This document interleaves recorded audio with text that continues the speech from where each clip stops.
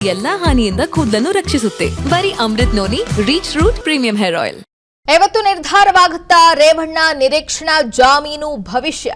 ನಿನ್ನೆ ಅರ್ಜಿ ವಿಚಾರಣೆಯನ್ನ ಜನಪ್ರತಿನಿಧಿಗಳ ಕೋರ್ಟ್ ಮುಂದೂಡಿಕೆ ಮಾಡಿತ್ತು. ಬೆಂಗಳೂರಿನ ಜನಪ್ರತಿನಿಧಿಗಳ ವಿಶೇಷ ಕೋರ್ಟ್ನಲ್ಲಿ ವಿಚಾರಣೆಯನ್ನ ಮಾಡಲಾಗಿತ್ತು. ಈಗ ಬಂಧನ ಭೀತಿಯಿಂದ ನಿನ್ನೆ ಕೋರ್ಟ್ ಮೊರೆ ಹೋಗಿದ್ರು ಎಚ್.ಡಿ. ರೇವಣ್ಣ. ನಿನ್ನೆ ನಿರೀಕ್ಷಣಾ ಜಾಮೀನು ನೀಡುವುದಕ್ಕೆ ರೇವಣ್ಣ ಪರ ವಕೀಲರು ಮನವಿಯನ್ನ ಮಾಡಿಕೊಂಡಿದ್ರು. ನಿರೀಕ್ಷಣಾ ಜಾಮೀನು ಅರ್ಜಿಗೆ ಆಕ್ಷೇಪಣೆಯನ್ನ ಸಲ್ಲಿಸುವುದಕ್ಕೆ ಸೂಚನೆ ನೀಡಲಾಗಿತ್ತು. ಎಸ್ಐಟಿ ಅಧಿಕಾರಿಗಳಿಗೆ ಜನಪ್ರತಿನಿಧಿಗಳ ಕೋರ್ಟ್ ಸೂಚಿಸಿತ್ತು.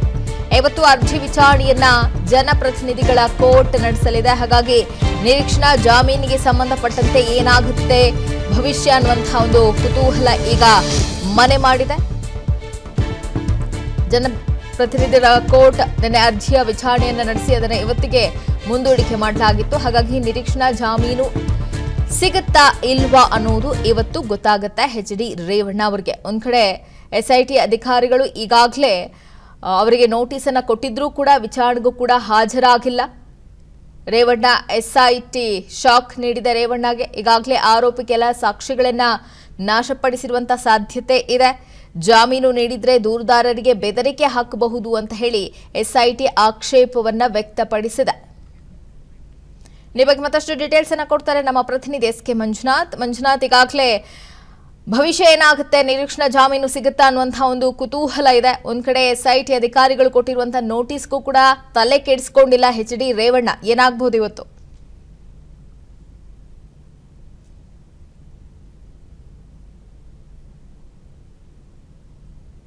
ಸಂಬಂಧಪಟ್ಟಂತೆ ಏನು ಇವತ್ತು ನಿರೀಕ್ಷಣಾ ಜಾಮೀನು ಕೋರಿ ಎಚ್.ಡಿ. ರೇವಣ್ಣ ಅವರು ಒಂದು ಅರ್ಜಿಯನ್ನು ಸಲ್ಲಿಸಿದ್ರು. ಅದು ನಿನ್ನೆ 82ನೇ ವಿಶೇಷ ಕೋರ್ಟ್ ಜನಪ್ರತಿನಿಧಿಗಳ ವಿಶೇಷ ಕೋರ್ಟ್ನಲ್ಲಿ ಅರ್ಜಿ ವಿಚಾರಣೆ ನಡೆಯಿತು. ರೇವಣ್ಣ ಅವರ ಪರ ವಕೀಲರಾದಂತ ಮೂರ್ತಿ ಡಿ ನಾಯಕ್ ಅವರು ಒಂದು ವಾದವನ್ನ ಮಂಡಿಸಿದ್ರು. ಎಫ್ಐಆರ್ನಲ್ಲಿ ಯಾವುದೇ ರೀತಿಯಾದಂತ ಗಂಭೀರ ಆರೋಪಗಳಿಲ್ಲ, ಆಮೇಲೆ ಜಾಮೀನು ನೀಡಬಹುದಾದಂತ ಆರೋಪಗಳು ಇರ್ತಕ್ಕಂಥದ್ದು.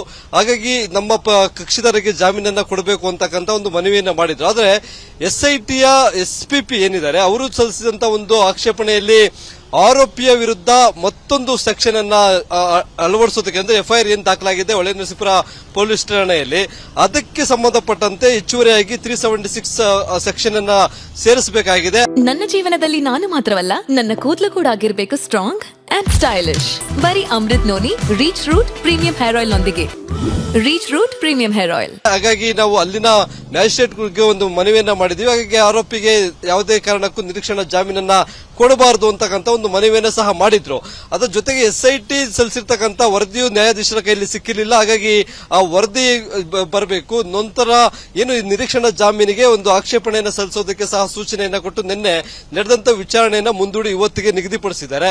ಇನ್ನೇನು ಕೆಲವೇ ನಿಮಿಷಗಳಲ್ಲಿ ಅಂದ್ರೆ 10:30 ಸುಮಾರಿಗೆ ಮತ್ತೆ ಅರ್ಜಿ ವಿಚಾರಣೆಯನ್ನ ಕೈಗೆತ್ತಿಕೊಳ್ತಕ್ಕಂಥ ಜನಪ್ರತಿನಿಧಿಗಳ ವಿಶೇಷ ನ್ಯಾಯಾಲಯದ ನ್ಯಾಯಾಧೀಶರು ಆ ಒಂದು ವಿಚಾರಣೆಯನ್ನ ಕೈಗೆತ್ತಿಕೊಳ್ತಾರೆ. ಆ ಸಂದರ್ಭದಲ್ಲಿ ಎಸ್ಐಟಿಯ ನೇಮಕವಾಗಿರ್ತಕ್ಕಂಥ ಎಸ್ಪಿಪಿ ಏನಿದ್ದಾರೆ, ಎಸ್ಐಟಿ ಪರ ವಾದ ಮಾಡೋದಕ್ಕೆ ನೇಮಕವಾಗಿರ್ತಕ್ಕಂಥ ಜಗದೀಶ್ ಅವರು ಯಾವ ರೀತಿಯಾದಂತಹ ಆಕ್ಷೇಪಗಳನ್ನ ಸಲ್ಲಿಸ್ತಾರೆ, ಅದರ ಮೇಲೆ ಇವತ್ತು ರೇವಣ್ಣ ಅವರ ನಿರೀಕ್ಷಣಾ ಜಾಮೀನು ಅರ್ಜಿಯ ಭವಿಷ್ಯ ನಿರ್ಧಾರ ಆಗಲಿದೆ. ಈಗಾಗಲೇ ನಮಗೆ ಸಿಕ್ಕಿರ್ತಕ್ಕಂಥ ಮಾಹಿತಿ ಪ್ರಕಾರ ಏನು ಎಚ್.ಡಿ. ರೇವಣ್ಣ ಅವರು ತುಂಬಾ ಪ್ರಭಾವ ಆಗಿದ್ದಾರೆ ಆ ಭಾಗದಲ್ಲಿ, ಹಾಸನ ಹೊಳೆನರಸೀಪುರ ಈ ಭಾಗದಲ್ಲಿ. ಹಾಗಾಗಿ ಅವರ ಮೇಲೆ ಕೇಳಿ ಬಂದಿರತಕ್ಕಂಥ ಆರೋಪಗಳಿಗೆ ಸಂಬಂಧಪಟ್ಟಂತೆ ಸಾಕ್ಷಿಗಳನ್ನ ನಾಶಪಡಿಸೋದಿರ್ಬೋದು, ಜೊತೆಗೆ ದೂರುದಾರರ ಮೇಲೆ ಒಂದು ಬೆದರಿಕೆ ಹಾಕುವಂತ ಸಾಕ್ಷಿ ನಾಶಪಡಿಸುವಂತ ಕೆಲಸಗಳಿಗೆ ಮುಂದಾಗ್ತಾರೆ. ಒಂದು ವೇಳೆ ಅವರಿಗೆ ಜಾಮೀನನ್ನ ಕೊಟ್ರೆ, ಈಗಾಗಲೇ ಮಗ ಒಂದು ವಿದೇಶದಲ್ಲಿ ತಲೆಮರೆಸಿಕೊಂಡಿದ್ದಾರೆ, ಅವರನ್ನು ಸಹ ದೇಶಕ್ಕೆ ಬರಮಾಡಿಕೊಳ್ಳದಿರಬಹುದು ಅಥವಾ ಎಸ್ಐಟಿ ಅಧಿಕಾರಿಗಳ ಮುಂದೆ ವಿಚಾರಣೆಗೆ ಹಾಜರುಪಡಿಸುವಲ್ಲಿ ಸಹ ಒಂದು ಪ್ರಭಾವವನ್ನು ಬೀರಿ ಅವರನ್ನ ವಿಚಾರಣೆಯಿಂದ ದೂರ ಉಳಿಸುವಂತಹ ಸಾಧ್ಯತೆಗಳಿದ್ದಾವೆ. ಹೀಗಾಗಿ ಯಾವುದೇ ಕಾರಣಕ್ಕಾಗೂ ರೇವಣ್ಣ ಅವರಿಗೂ ಸಹ ನಿರೀಕ್ಷಣಾ ಜಾಮೀನನ್ನ ಕೊಡಬಾರದು. ಅದರ ಜೊತೆಗೆ ಈ ಒಬ್ಬೊಬ್ಬರೇ ಸಂತ್ರಸ್ತರು ನಮಗೆ ಅನ್ಯಾಯ ಆಗಿದೆ, ಜೊತೆಗೆ ನಮ್ಮ ಮೇಲೆ ಸಹ ಲೈಂಗಿಕ ದೌರ್ಜನ್ಯವನ್ನ ಎಸಗ್ತಾ ಬಂದಿದ್ದಾರೆ ಅಂತಕ್ಕಂಥ ನಿಟ್ಟಿನಲ್ಲಿ ಒಂದು ದೂರುಗಳನ್ನ ದಾಖಲು ಮಾಡ್ತಾ ಇದ್ದಾರೆ. ಹಾಗಾಗಿ ಈಗ ಸದ್ಯ 2 ಕಡೆ ಎಫ್ಐಆರ್ ದಾಖಲಾಗಿದೆ. ಒಂದರಲ್ಲಿ ಎಚ್.ಡಿ. ರೇವಣ್ಣ ಅವರು ಏವನ್ ಆರೋಪಿಯಾಗಿರ್ತಕ್ಕಂಥ ಹೊಳೆನರಸೀಪುರ ಪ್ರಕರಣದಲ್ಲಿ ಅವರ ವಿರುದ್ಧ ಏನಾದರೂ ಈಗ ಅಲ್ಲಿನ ಮ್ಯಾಜಿಸ್ಟ್ರೇಟ್ ಅವರು 376 ಅನ್ನ ಸೇರಿಸೋದಕ್ಕೆ ಅವಕಾಶ ಮಾಡಿಕೊಟ್ಟಿದ್ದಾರೆ. ರೇವಣ್ಣ ಅವರು ಸಹ ಅತ್ಯಾಚಾರದ ಆರೋಪಿ ಆಗ್ತಾರೆ. ಹಾಗಾಗಿ ಅವರಿಗೆ ಸುಲಭವಾಗಿ ಜಾಮೀನು ಸಿಗೋದು ಕಷ್ಟ ಇದೆ. ಇವೆಲ್ಲವೂ ಸಹ ಈಗ ಏನು ಅರ್ಜಿ ವಿಚಾರಣೆ ನಡೆಯುತ್ತೆ ಆ ಸಂದರ್ಭದಲ್ಲಿ ತೀರ್ಮಾನ ಆಗುತ್ತೆ. ನ್ಯಾಯಾಧೀಶರು 2 ಕಡೆ ನಡೀತಕ್ಕಂಥ ವಾದ ಮತ್ತು ಪ್ರತಿವಾದವನ್ನು ಆಲಿಸಿ ಯಾವ ತೀರ್ಪನ್ನ ಕೊಡ್ತಾರೆ ಅನ್ನೋದನ್ನ ಕಾದು ನೋಡಬೇಕಾಗಿದೆ. Shri thank you Manjunath. ಅನುಕ್ಷಣದ ಸುದ್ದಿಗಳಿಗಾಗಿ Vistara news YouTube channel subscribe ಮಾಡಿ. ಹೊಸ ಸುದ್ದಿಗಳ ನೋಟಿಫಿಕೇಶನ್ಗಾಗಿ ಬೆಲ್ ಐಕಾನ್ ಕ್ಲಿಕ್ ಮಾಡಿ. ಲೇಟೆಸ್ಟ್ ಅಪ್ಡೇಟ್ಸ್ಗಾಗಿ www.vistaranews.com ವೆಬ್ಸೈಟ್ಗೆ ವಿಸಿಟ್ ಮಾಡಿ. ಅಂಗೈಯಲ್ಲೇ ಜಗತ್ತಿನ ಸುದ್ದಿ ತಿಳಿಯಲು Vistara news Kannada app download ಮಾಡಿ.